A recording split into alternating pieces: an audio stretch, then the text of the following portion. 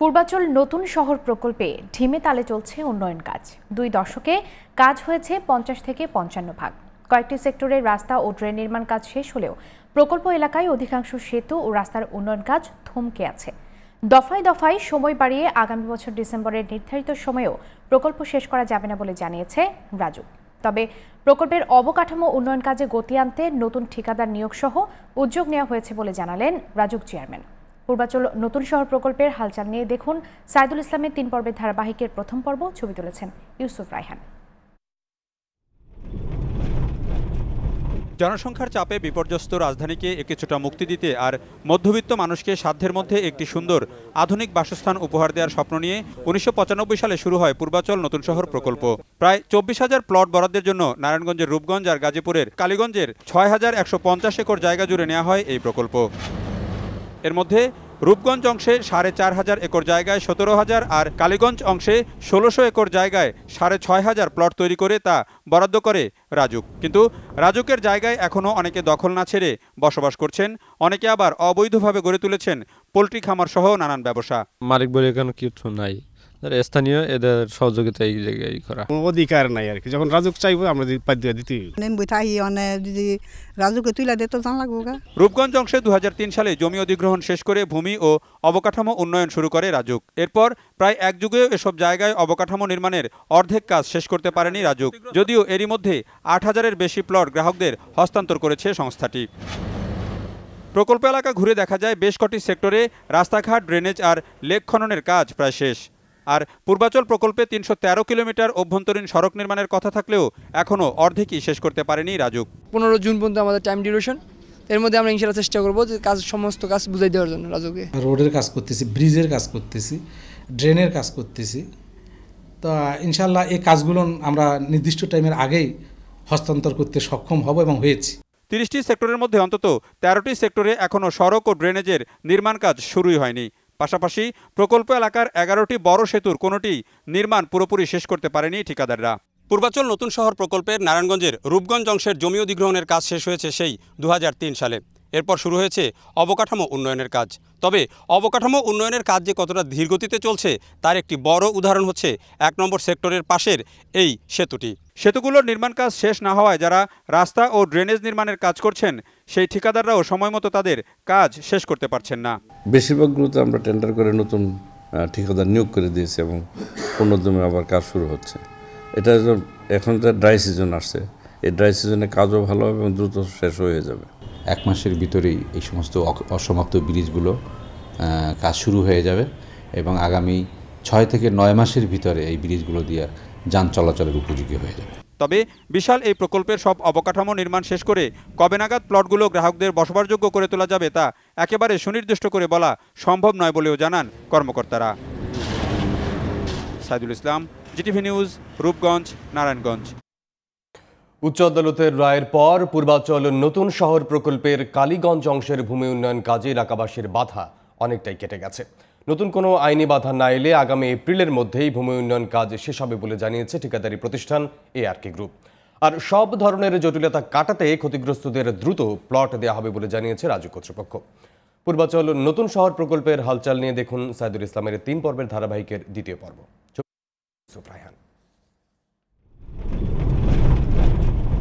পূর্বাচল নতুন শহর প্রকল্পটি 1995 সালে নেওয়া হলেও গাজীপুরের কালীগঞ্জের বরকাউ ও পারাবর্তা মৌজার 1650 একর জমি অধিগ্রহণ করতে সময় লাগে 14 বছর, যা শেষ হয় 2009 সালে।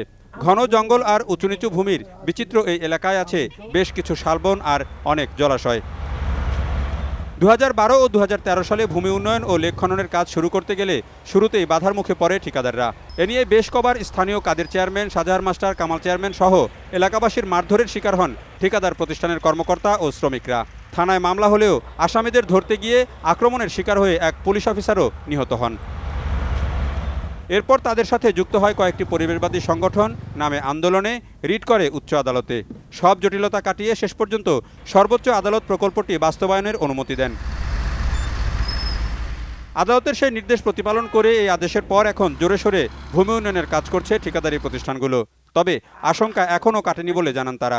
এখানে 95% জনগণই প্রজেক্টটি চায়, উন্নয়ন চায়, কিন্তু এই 95% লোকও মুষ্টিমেয় কয়েকজন ত্রাসের কাছে তারা জিম্মি। যারা কিছুটা সরকারি জমি ভোগ করত বিনা পয়সায়, তাদের জমিটা হাতছাড়া হয়ে গেছে। এরাই এই সমস্ত গ্রামবাসী, নিরীহ গ্রামবাসীদেরকে ভুল বুঝিয়েছে।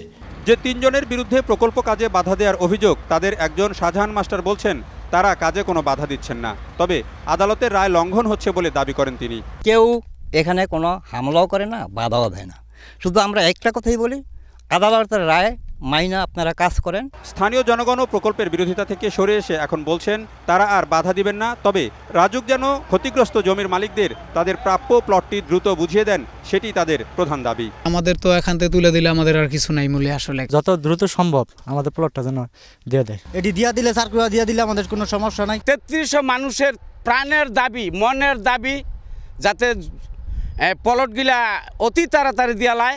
রাজুক কর্মকর্তারাও বলছেন তারা যত দ্রুত সম্ভব ক্ষতিগ্রস্তদের প্লটটি বুঝিয়ে দিবেন। কারা পান নাই, কেন পান নাই, সেগুলো যাচাই বাছাই করে দ্রুত, অতি দ্রুততম সময় আমাদের, এটা আমি এখন নির্ধারিত করে সময় বললাম না, বাট এখন আমরা we are on the final stage. আমরা শেষবারের ওই যে শেষ হুইসেল বলেন না, শেষ হুইসেল দিয়ে আমরা শেষ করে দেব।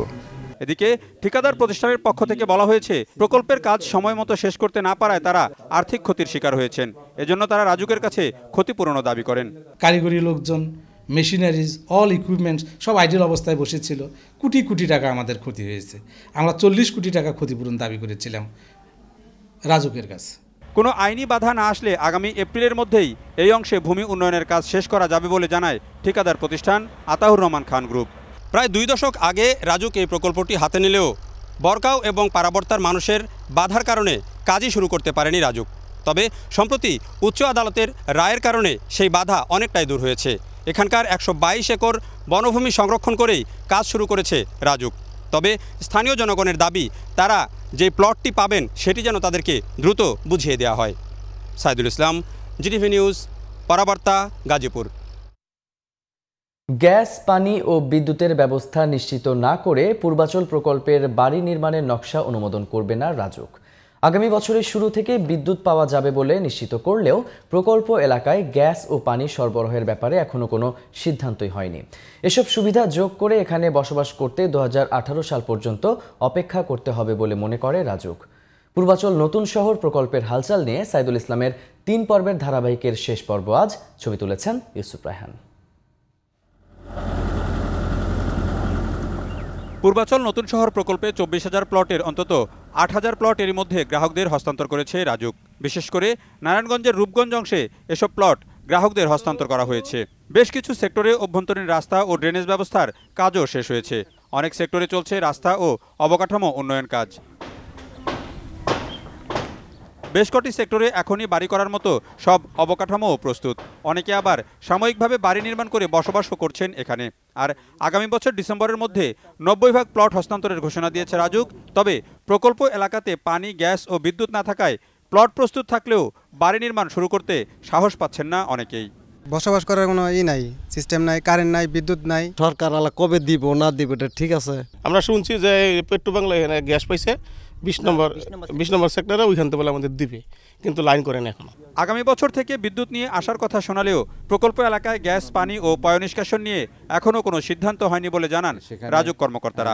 বিদ্যুতের বিষয়টা তারপরও কিন্তু শুরু হয়ে গেছে। এটা 2015 ফেব্রুয়ারি মাসে বিদ্যুৎ এখানে পূর্বাচলে সংযোগ দেওয়া হবে। ঢাকা শহরেও কিন্তু অনেক নতুন বিল্ডিংয়ে গ্যাস পাচ্ছে না, সেটা একটা উচ্চ পর্যায়ের সিদ্ধান্ত যে সব জায়গায় door to door gas supply এখন আর সরকার বোধহয় আর দিবে না। আমরা এক্সপ্লোর করছি যে বিদেশি কোনো দেশের সহায়তায় সরাসরি প্রকল্পটা যদি এই অংশটা ওয়াটার সাপ্লাই, সিওর সিস্টেম এবং ওয়েস্ট ম্যানেজমেন্ট, এসব সুবিধা নিশ্চিত করার বিষয়ে এখনো কোনো সিদ্ধান্ত না হওয়ায় অনেক প্লট বাড়ি নির্মাণের উপযোগী হলেও এখনই নকশা অনুমোদন করছে না রাজুক। স্বপ্নের বাড়িটি নির্মাণে আরও অন্তত 3 বছর অপেক্ষা করতে হবে বলে মনে করেন রাজুক চেয়ারম্যান। অনুমোদিত নকশার পরে নির্ধারিত সময়ের মধ্যে বাড়ি নির্মাণ করতে হয়, তা নইলে আবার অনুমোদন নিতে হবে বা রিভাইজ করতে হবে অথবা পারমিশন নিতে হবে, নাহলে ফাইন দিতে হবে। সেই কারণে ইউটিলিটি সুবিধার কাজটা যখন শুরু হয়ে যাবে তখনই আমরা নকশা অনুমোদন প্রক্রিয়াটা শুরু করতে চাই। স্বপ্নের বাড়িটি নির্মাণ করতে হলে আমার যে ব্যাক ক্যালকুলেশন করে আমরা যে হিসাব করেছি সেটা 17 শেষে বা 18 প্রথম দিকে ওনারা শুরু করতে পারবেন। দেশের সবচেয়ে বড় ও আধুনিক এই নতুন শহরে প্রায় ৩৯ ভাগ জায়গা আবাসিক প্লটের জন্য, ২৬ ভাগ জায়গা রাস্তাঘাটের জন্য, ৭ ভাগ জায়গা লেকের জন্য আর স্কুল কলেজ খেলার মাঠের জন্য অন্তত ৮ ভাগ জায়গা বরাদ্দ রাখা হয়েছে। এসব সুবিধা নিয়ে পরিপূর্ণ নগরী হিসাবে পূর্বাচলকে গড়ে তুলতে অনেক সময় লাগবে বলেও মনে করেন প্রকল্প সংশ্লিষ্টরা। রাজধানীর উপর মানুষের চাপ কমাতে ২ দশক আগে পূর্বাচল নতুন শহর প্রকল্পটি হাতে নিয়েছিল রাজুক, যার ১.৫ দশক চলে গেছে, ভূমি অধিগ্রহণেই। এখন চলছে বিভিন্ন অবকাঠামো উন্নয়নের কাজ। তবে প্রকল্প এলাকায় পানি, গ্যাস এবং বিদ্যুৎ সংযোগ কীভাবে দেওয়া হবে সে ব্যাপারে এখনও কোনো সিদ্ধান্তে আসতে পারেনি রাজুক। ফলে এসব সুবিধা যোগ করে কবে নাগাদ এখানে মানুষ বসবাস করতে শুরু করতে পারবে সেটি এখনও নিশ্চিত নয়। Saidul Islam, GTV news, Purbachal, Rupganj, Narayanganj.